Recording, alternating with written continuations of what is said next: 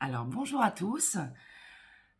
J'ai décidé de faire cette petite vidéo aujourd'hui parce que, en fait hier j'ai fait un wedding cake, heu, tout quadrillé. Je ne sais pas si vous avez vu sur mon groupe Thermomix et je l'ai affiché d'ailleurs, sur, Thermomix, Steph et son Thermomix. Je l'ai affiché aussi, sur Insta, sur mon compte Facebook et aussi sur mon groupe, Tupperware, les bons plans tubes de Steph. Voilà.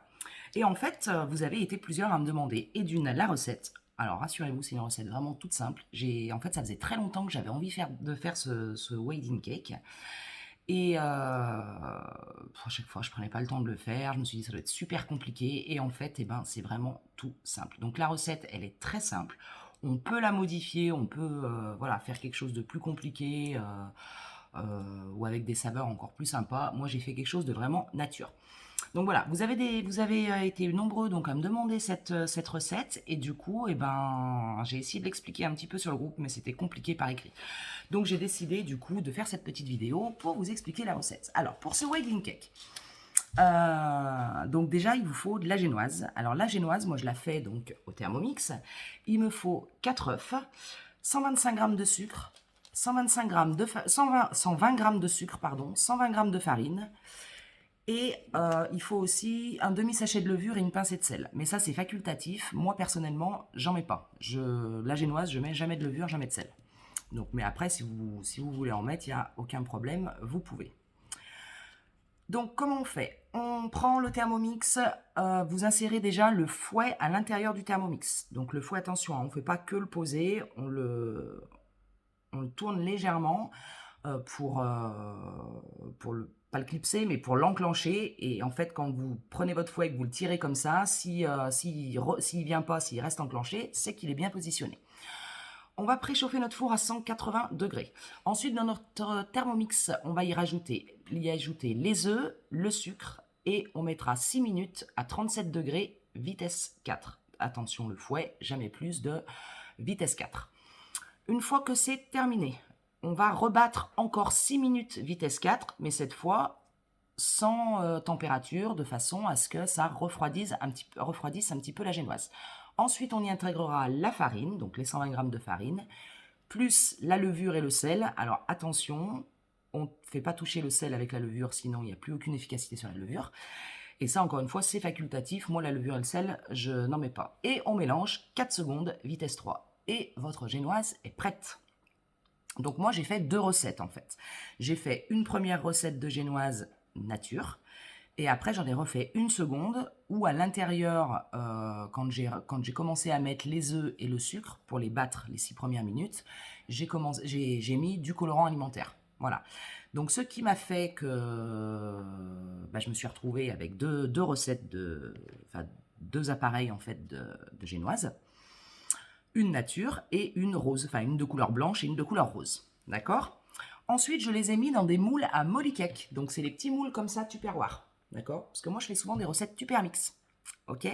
Donc c'est un mélange entre Tupperware et Thermomix. Donc les moules à molly cake, ils sont ici. Alors là, je ne sais pas si vous voyez vraiment la grandeur, mais c'est vraiment pas très grand. Donc une recette de génoise, elle tient dans les deux moules.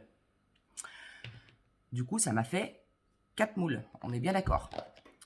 Deux blancs, deux roses. Ensuite, on cuit, donc je vous avais dit qu'on préchauffait le four à 180, on cuit 25 minutes à 180 degrés.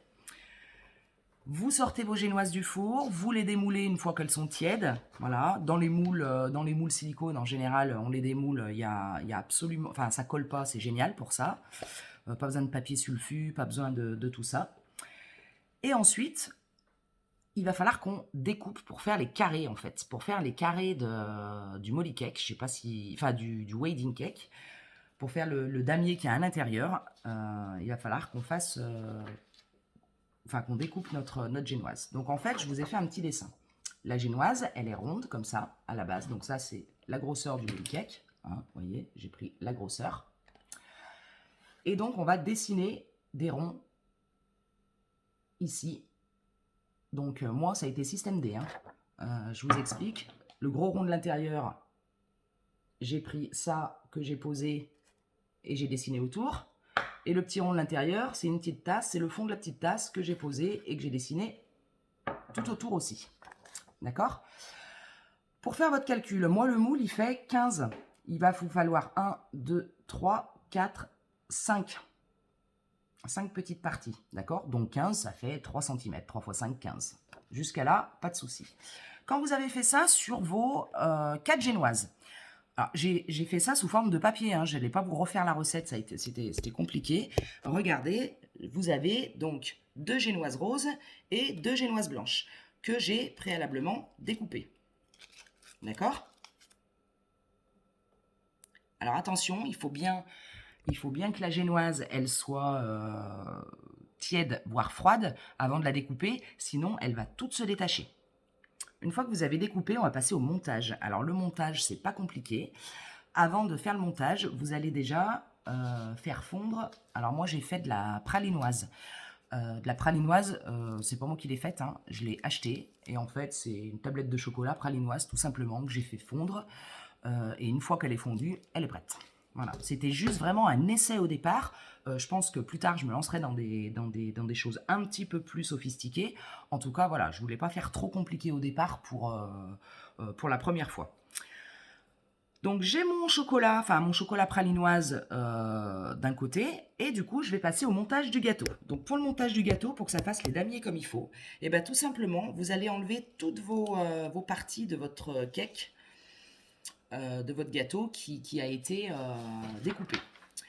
Donc pour la première fois, pour le premier, vous prenez la blanche. Alors, vous pouvez commencer par la rose, hein, c'est pareil. Vous prenez la blanche et après, vous mettez tout autour là du chocolat pralinoise. Vous nappez bien l'intérieur, ok? Et ensuite, vous prenez un petit rond rose que vous allez mettre dedans comme ça. Vous remettez du chocolat pralinoise tout autour pour que ça colle en fait et que ça fasse cet effet damier en fait plein de chocolat. Et ensuite, on mettra l'autre petit rond comme ça. Et votre première couche de gâteau est faite. Vous prenez ensuite du chocolat pralinoise et vous en étalez de partout ici. Et ensuite, vous refaites la même chose. On a commencé par le rond extérieur blanc. Vous prenez le rond à l'extérieur rose que vous passez par-dessus. Vous mettez du chocolat tout autour, chocolat pralinoise, et vous mettez votre blanc. Vous inversez les couleurs à chaque fois. Rebelote, on met le chocolat pralinoise et on remet le rose. Et après, on retapisse. D'accord?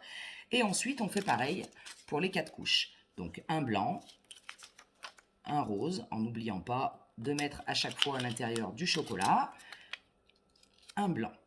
Et ensuite, on recommence pour faire la 4e couche. Un blanc, un rose, un blanc et un rose. Et en fait, le fait que les couches soient alternées comme ça, quand vous allez couper votre wedding cake, ça va vous faire des damiers. C'est tout simplement comme ça qu'on fait les damiers.